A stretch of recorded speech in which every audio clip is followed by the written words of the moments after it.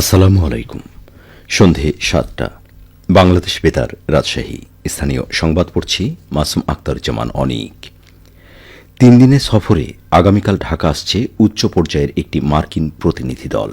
সম্পর্ক জোরদারে সফরে গুরুত্ব পাবে দ্বিপাক্ষিক অর্থনৈতিক সহযোগিতা। মার্কিন প্রতিনিধি দলের নেতৃত্বে থাকবেন মার্কিন অর্থ দপ্তরের সহকারী আন্ডার সেক্রেটারি ব্রেন্ট নেইম্যান। এছাড়া প্রতিনিধি দলে রয়েছেন মার্কিন পররাষ্ট্র দপ্তরের দক্ষিণ ও মধ্য এশিয়া বিষয়ক অ্যাসিস্ট্যান্ট সেক্রেটারি ডোনাল্ড লু ও ইউএসএইডের এশিয়া বিষয়ক উপসহকারী প্রশাসক অঞ্জলি কৌর সহ আরও কয়েকজন। সফরের প্রতিনিধি দল অন্তর্বর্তীকালীন সরকারের প্রধান উপদেষ্টার সাথে বৈঠক সহ বেশ কয়েকজন উপদেষ্টার সাথে বৈঠক করবেন। আলোচনায় গুরুত্ব পাবে ছাত্র জনতার অভ্যুত্থানে রাজনৈতিক পট পরিবর্তনের পর বাংলাদেশের সঙ্গে সম্পর্ক জোরদার। এছাড়া বাংলাদেশ যেন ঘুরে দাঁড়ায়, তাই বাংলাদেশের বর্তমান সংকট উত্তরণের চাহিদাগুলো জানতে চাইবে ওয়াশিংটন। ডোনাল্ড লু ঢাকা আসছেন দিল্লি হয়ে। সেখানে ওয়াশিংটন দিল্লি প্রতিরক্ষা বিষয়ক সংলাপে যৌথভাবে সভাপতিত্ব করবেন তিনি। এই বৈঠকে যুক্তরাষ্ট্র ও ভারতের দ্বিপক্ষীয় ইস্যুর পাশাপাশি আলোচনায় গুরুত্ব পাবে বাংলাদেশ প্রসঙ্গ।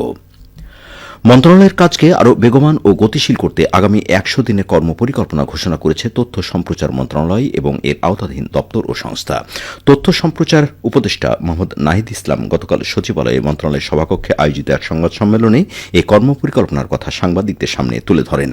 কর্মপরিকল্পনার অংশ হিসেবে বিগত আওয়ামী লীগ সরকার আমলের সকল দুর্নীতি, অনাচার, দমনপীড়ন, মানবতাবিরোধী অপরাধ, সাম্প্রতিক হত্যাযজ্ঞ বিষয়ক অন্তর্ভুক্ত করে ডকুমেন্টারি তৈরির জন্য প্রেস ইনস্টিটিউট বাংলাদেশ এবং চলচ্চিত্র প্রকাশনা অধিদপ্তর যৌথভাবে কাজ করবে। এছাড়াও বৈষম্যবিরোধী ছাত্র জনতার গণ অভ্যুত্থানের মধ্য দিয়ে গঠিত অন্তর্বর্তীকালীন সরকারের তথ্য সম্প্রচার মন্ত্রণালয় এবং এর আওতাধীন দপ্তর ও সংস্থা গত এক মাসে যেসব ক্ষেত্রে কার্যক্রম পরিচালনা করেছে তার একটি তথ্য বিবরণী সংবাদ সম্মেলনে উপস্থাপন করেন মোহাম্মদ নাহিদ ইসলাম। চাঁপাইনবাবগঞ্জের জেলা প্রশাসক আব্দুল সামাদ জেলা প্রশাসনের কর্মকর্তা কর্মচারীদের সঙ্গে মত বিনিময় করেছেন। গতকাল বিদায়ী জেলা প্রশাসক একেএম গালিব খানের কাছ থেকে দায়িত্বভার গ্রহণের পর এই মত বিনিময় করেন। চাঁপাইনবাবগঞ্জের জেলা প্রশাসকের সম্মেলন কক্ষে অনুষ্ঠিত মত বিনিময় সভায় অন্যান্যের মাঝে উপস্থিত ছিলেন চাঁপাইনবাবগঞ্জ স্থানীয় সরকার বিভাগের উপপরিচালক দেবেন্দ্রনাথ ওরাও, অতিরিক্ত জেলা প্রশাসক আহমেদ মাহবুবুল ইসলাম। সভায় কর্মকর্তা কর্মচারীদের স্ব দায়িত্ব যথাযথভাবে এবং নিষ্ঠার সঙ্গে পালনের আহ্বান জানানো হয়। রাজশাহী বরেন্দ্র বহুমুখী উন্নয়ন কর্তৃপক্ষ বিএমডি এর মাসিক সমন্বয় সভা অনুষ্ঠিত হয়েছে। গতকাল বিএমডি এর সদর দপ্তরের সম্মেলন কক্ষে অনুষ্ঠিত সভায় প্রতিষ্ঠানটির নির্বাহী পরিচালক মোহাম্মদ শফিকুল ইসলাম সভাপতিত্ব করেন। সভায় সভাপতি মাঠ পর্যায়ের কর্মকর্তাদের ডেকে থেকেই চলমান উন্নয়ন প্রকল্প, সেচ, বৃক্ষরোপণ কার্যক্রম সম্পর্কে অবগত হন এবং মাঠের সমস্যা সমাধানে অতিরিক্ত প্রধান প্রকৌশলীদের নির্দেশ দেন। অন্য কর্মকর্তাদেরও সঠিকভাবে দায়িত্ব পালনের পরামর্শ দেন। চাঁপাইনবাবগঞ্জের নাচল উপজেলায় বজ্রপাত রোধ ও জলবায়ু পরিবর্তনজনিত ঝুঁকি নিরসনে সড়কের দুই ধারে তাল বীজ রোপণ করা হয়েছে। গতকাল নাচল উপজেলার ফতেপুর ইউনিয়নের মির্জাপুর বাজার থেকে বীরেন বাজার হয়ে আলীশাহপুর মোড় পর্যন্ত এই তাল বীজ রোপণ করা হয়। ৫ কিলোমিটার দীর্ঘ এই সড়কে তাল বীজ রোপণকালে উপস্থিত ছিলেন ফতেপুর ইউনিয়ন পরিষদের চেয়ারম্যান ইসমাইল হক অপু ও অন্যান্য স্থানীয় জনপ্রতিনিধি সহ বেসরকারি সংস্থার কর্মকর্তারা। এদিকে নাটোরের বৈষম্যবিরোধী ছাত্র আন্দোলনে শহীদ ছাত্র জনতার স্মরণে আলোচনা সভা ও বৃক্ষরোপণ কর্মসূচি পালন করা হয়েছে।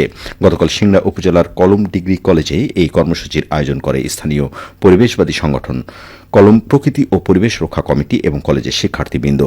সভায় সভাপতিত্ব করেন কলম ডিগ্রি কলেজের অধ্যক্ষ আবুল হোসেন। ভূগোল বিভাগের সহকারী অধ্যাপক ও পরিবেশকর্মী হারুনা রশিদের সঞ্চালনায় সভায় বক্তব্য রাখেন চলনবিল জীববৈচিত্র্য রক্ষা কমিটির সাধারণ সম্পাদক সাইফুল ইসলাম। পরে কলেজ চত্বরে শহীদদের স্মরণে বিভিন্ন ফলজ বৃক্ষ রোপণ করা হয়। নাটোরের চলনবিলে আজ নৌকা বাইচ প্রতিযোগিতা অনুষ্ঠিত হয়েছে।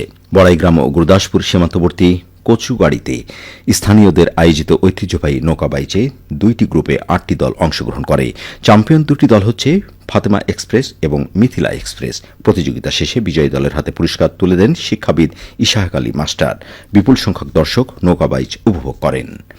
সবশেষে আবহাওয়া। আজ রাজশাহীতে সর্বোচ্চ তাপমাত্রা ছিল 33 ডিগ্রি এবং সর্বনিম্ন 27.8 ডিগ্রি সেলসিয়াস। সন্ধ্যে 6টায় বাতাসে আপেক্ষিক আর্দ্রতার পরিমাণ ছিল 93%। রাজশাহী পার্শ্ববর্তী এলাকায় আগামীকাল সূর্যোদয় ভোর 5:51। সংবাদ শেষ হল। আমাদের পরবর্তী স্থানীয় সংবাদ প্রচারিত হবে আগামীকাল সকাল 8:10।